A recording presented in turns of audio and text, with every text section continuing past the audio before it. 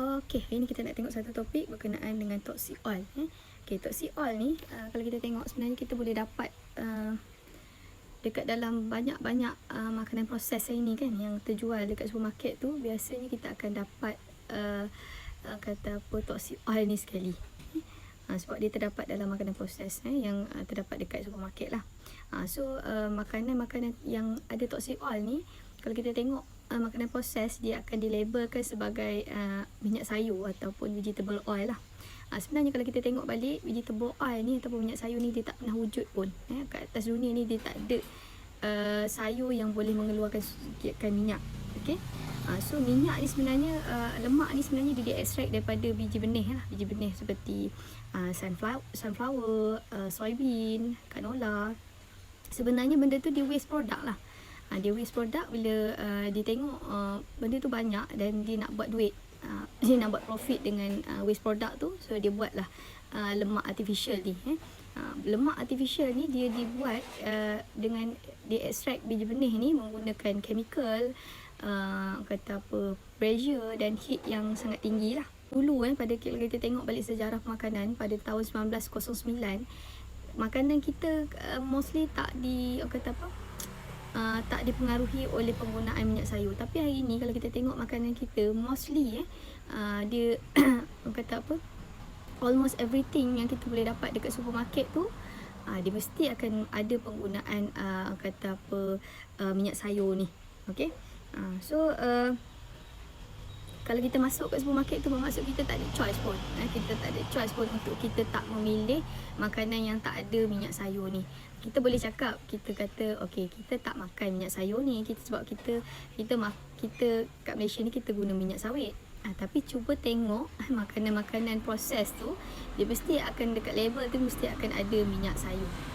Sebab kenapa industri pemakanan ni dia guna minyak sayur ni untuk menggantikan lemak tepu ni? Sebab murah lah. Sebab murah. Kalau compare dengan lemak yang kalau kita nak kata lemak kita dapat daripada lemak tepu ataupun lemak yang betul-betul lemak sihat ni, dia mahal. Tapi kalau dia guna daripada sumber lemak artificial ni, dia boleh menghasilkan dengan banyak dan murah lah. Okay, dan kalau kita tengok lemak jenis ni dia sangat berbeza lah daripada lemak yang lemak tepu ataupun lemak sihat ni dari segi chemical ataupun interaksi dia dengan kita punya badan. Kalau kita tengok sebab kalau kita tengok pun setiap kali makanan yang kita makan ni, badan kita memang akan berinteraksi lah. Setiap sel membran kita akan berinteraksi dengan makanan tersebut. Dan kalau kita tengok sebagai contoh margarin, kalau kita letak dekat luar peti ais, dia akan jadi rancid. Dia akan jadi tengik sebab dia berinteraksi dengan oksigen. Sama juga bila contoh makanan seperti margarin ni, bila kita makan apa yang berlaku adalah dia berinteraksi dengan oksigen.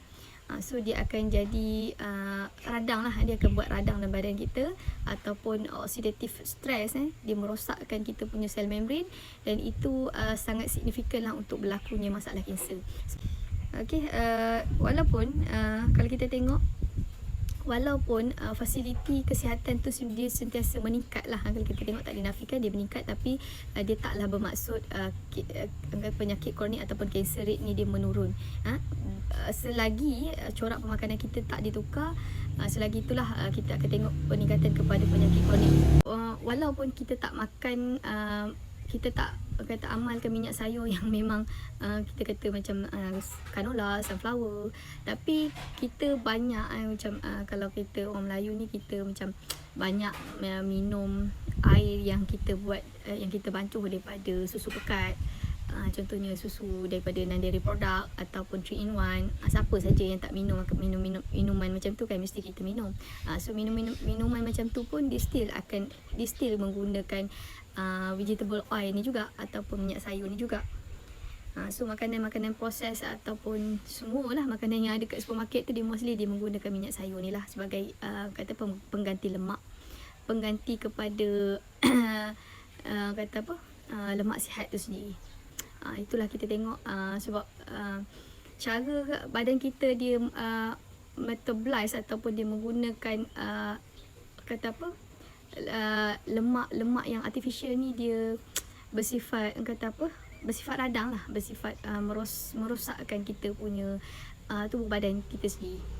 Sebab tu kita tengok peningkatan dia seiring saja masuk saja industri pemakanan ni.